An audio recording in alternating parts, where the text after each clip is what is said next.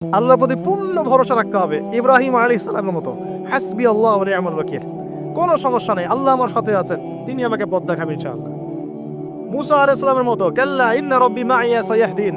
তার বাহিনী বলছে, মানে বনু ইসরাইল বলছে, পিছনে ফিরআউনের বাহিনী, সামনে লোহিত সাগর, ইন্না লামুদরাকুন, আমরা ধরা পড়ে গেলাম। তার মুসা আলাইহিস সালাম বলেন, কাল্লা, কখনো নয়।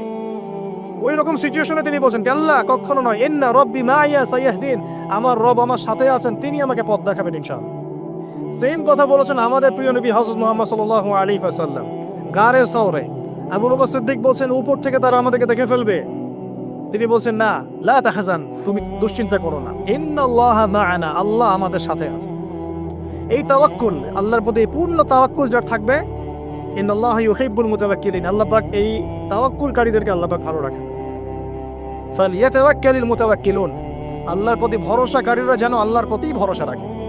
আমরা সবাই আল্লাহর প্রতি পূর্ণ আস্থা রাখবো ইনশাআল্লাহ, সব ঠিক হয়ে যাবে ইনশাআল্লাহ। শুধু আমাদেরকে আমাদের ঈমান, আমল, আকীদা, আমাদের মুজাহাদা, ইউনিটি, এই জায়গাগুলো ঠিক করতে হবে। পারবো না ইনশাআল্লাহ? আল্লাহ পাক আপনাদের সবাইকে কবুল করুন, আমিন।